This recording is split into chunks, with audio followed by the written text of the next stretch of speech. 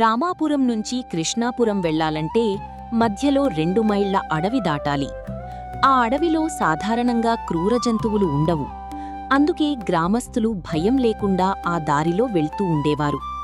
శివశర్మ కూడా ధైర్యంగా అడవిలోకి అడుగుపెట్టాడు.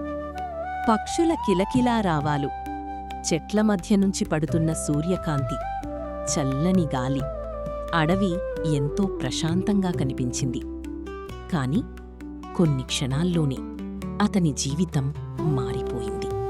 శివశర్మ నడుస్తూ ఉండగా ఒక చెరువుగట్టు దగ్గర ఏదో కదలిక కనిపించింది. అతను జాగ్రత్తగా చూశాడు. ఈ చెరువుగట్టు దగ్గర పొదల్లో ఏదో కదిలినట్టుందే, ఏమై ఉంటుంది అని తనలో తను అనుకున్నాడు శివశర్మ.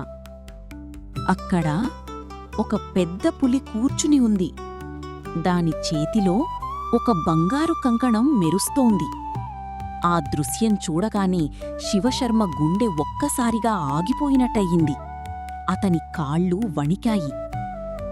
అమ్మో, పెద్ద పులి! భగవంతుడా, నన్ను కాపాడు అని మనసులో ప్రార్థించాడు. అప్పుడే ఆ పులి అతన్ని చూసింది. శివశర్మ భయంతో వెనక్కి తగ్గాడు. కాని ఆ పులి ఆశ్చర్యంగా మృదువైన స్వరంలో మాట్లాడింది. ఓ బ్రాహ్మణుడా, భయపడకు. శివశర్మ ఆశ్చర్యపోయాడు. పులి మళ్ళీ అంది. నేను ముందు క్రూర జంతువునే, కాని ఇప్పుడు పాప విముక్తి కోసం తపస్సు చేస్తున్నాను. పులి తన చేతిలో ఉన్న కంకణాన్ని చూపించింది. అది నవరత్నాలతో మెరిసిపోతూ ఎంతో విలువైనదిగా కనిపించింది. ఈ బంగారు కంకణం దానం చేస్తే నా పాపాలు పోతాయని దేవుడు చెప్పాడు. నువ్వు తీసుకో. శివశర్మ కళ్ళు మెరిశాయి. ఇంత ఖరీదైన కంకణమా? అతని మనసులో ఆశ మొదలయింది. కాని భయం ఇంకా ఉంది. నువ్వు పులివి, నేనెలా నమ్మాలి అని అడిగాడు. పులి నవ్వింది. నేను నిజంగా క్రూరవైతే ఇప్పటికి నిన్ను చంపేసేదాన్ని కదా.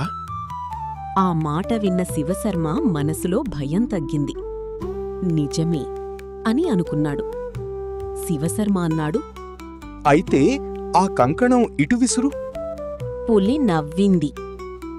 అయ్యో బ్రాహ్మణుడా, దానం తీసుకునే ముందు స్నానం చెయ్యాలి కదా. అందుకే నేను చెరువు దగ్గర కూర్చున్నాను. ఆ మాటలు శివశర్మకు నిజంగానే అనిపించాయి. ఆశ అతని బుద్ధిని మూసేసింది. అతను చెరువులోకి దిగాడు. మొదట నీరు మోకాలి వరకు వచ్చింది. కొంచెం ముందుకు వెళ్ళాడు. అతని కాళ్ళు బురదలో కూరుకుపోయాయి. అయ్యో అని అరిచాడు. ఎంత ప్రయత్నించినా బయటకు రాలేకపోయాడు.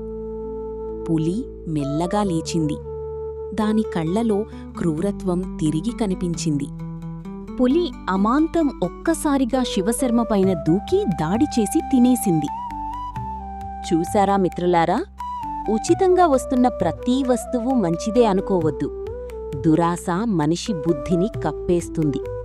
ఆశ ఎక్కువైతే ఆపద దగ్గర పడుతుంది. అందుకే పెద్దలు చెబుతారు, దురాశ దుఃఖానికి చేటు. ఈ కథ మీకు నచ్చితే వీడియోకి లైక్ చేయండి. ఇలాంటి మరిన్ని తెలుగు నీతి కథల కోసం ఛానల్ సబ్స్క్రైబ్ చేయండి. ఈ కథను మీ స్నేహితులతో షేర్ చేయండి. మళ్ళీ ఇంకో అద్భుతమైన కథతో కలుద్దాం. ధన్యవాదాలు.